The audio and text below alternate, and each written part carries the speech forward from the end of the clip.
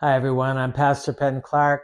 I'm here in Brownville, New York, trying to establish a new work in this building, this very historic building for several reasons. It's the oldest church meeting house in the North Country, and it was a stone meeting house that was built around the time when Charles Finney was working in the area as an evangelist and just opened. And he was working up in Evans Mills. His story is he's from Henderson, New York.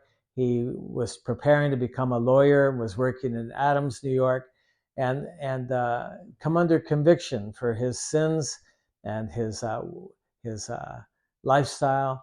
And there was a move of the Spirit that was going through the area. They called it the Spirit of Prayer. It was a sovereign move that was moving. They could actually track it, moving from town to town. They called it the Spirit of Prayer because before it came to town, people could hardly pray. After it had been through town, people could hardly stop praying. And it had gone to places called Worth. It had gone to Rodman. It had come to Evans Mills and was working in Adams. And so Finney was born again in a revival. He didn't bring revival. But once he met the Lord, he decided not to pursue this course of becoming a lawyer and decided to begin preparing to become a minister and begin training. And a couple years after he met the Lord, a group of ladies who were a missionary society sent him out and paid his way to go to Evans Mills, New York. Now, Evans Mills had a congregation, a very small congregation. Their pastor had left. They had no building. They were using a schoolhouse. And Finney went over there to as his first assignment.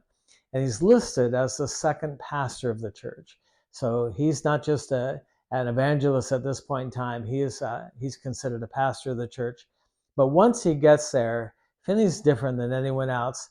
And he begins preaching, and people know that he's got something different, and they're calling him to come and help them in different places in that region. And there was a Baptist church in a little place called Perch River, New York, and they were having a stirring of the Spirit of prayer. They invited Finney to come over, and he preached. One of the things that he did that was unusual, once he saw the symptoms of the Spirit of prayer being present, deep conviction and that crying and shaking and an ability to pray that you never had before, he'd go and he'd preach and get his nets in, and he always had a harvest. And so he's going back and forth between Perch River and Evans Mills when a horse and rider came up and said, the Spirit of prayer is moving in Brownville, New York.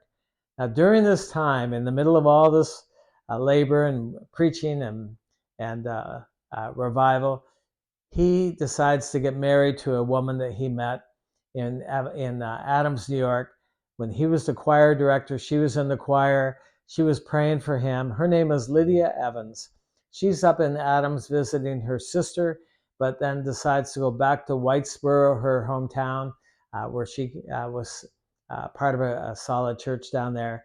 And Finney and her, Lydia, they agree to get married in all of this. And so he goes down to marry her. He's with her about 2 days when he goes back to Evans Mills to get an established place for them, find something that they could live, a place where they could live. So he goes back, but again, that horse and rider rode up and said, revival is breaking out in Brownville, New York.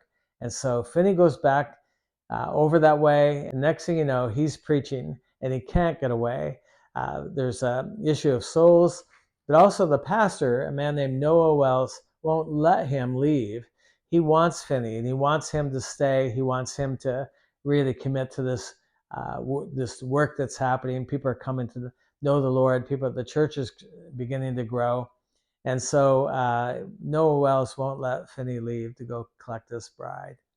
But Noah Wells would take his wife and go out to a ball, which really was hard on Finney. It offended him that this man wasn't so committed to the revival himself, and that he'd go out to a ball, which was a dance that sometimes had liquor, and it was a party atmosphere. And rather than fasting and praying like Finney was, he's out with his wife, and Finney has to be alone. He can't be with his wife during this time.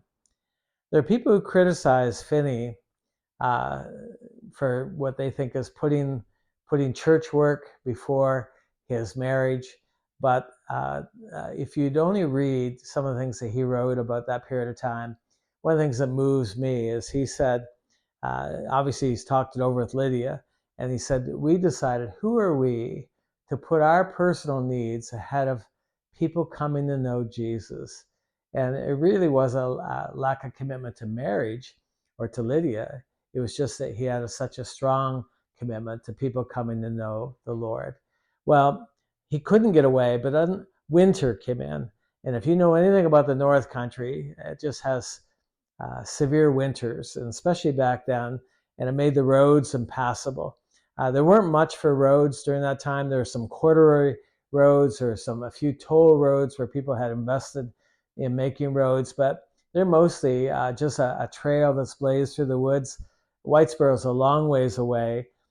He tries to get down. He can't get down to get her, and now he's trapped in Brownsville.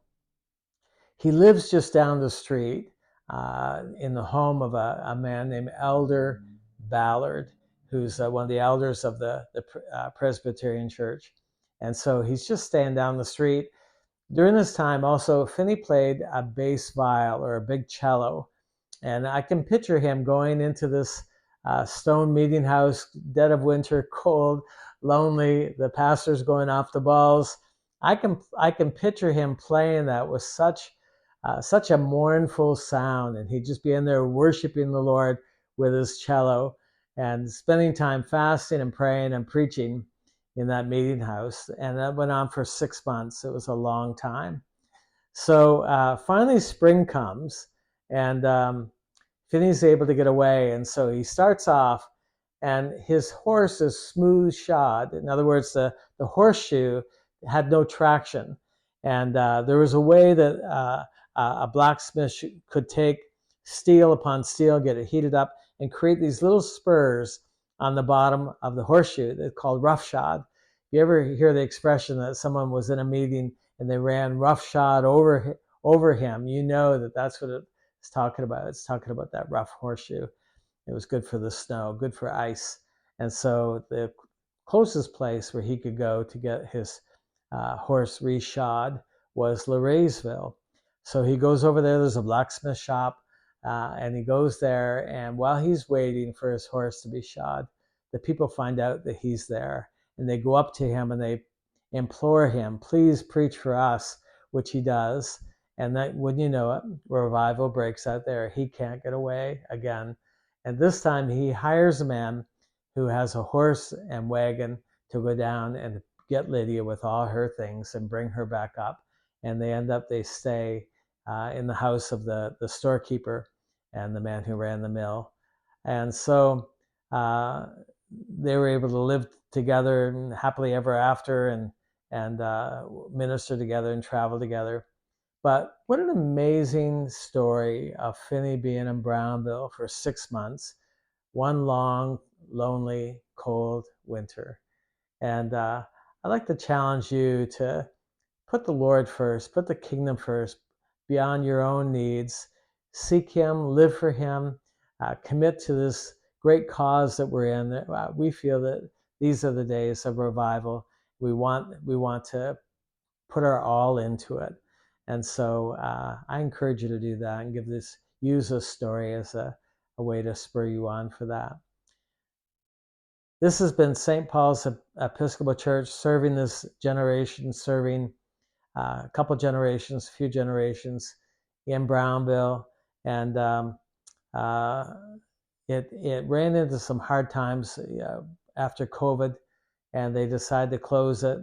I was bringing people here on Finney tours, showing them where the revival had taken place and showing them the homes Finney used and the places where he preached, and saw that this place had been shuttered, made some contact with the local diocese, and they immediately began to rent it to us.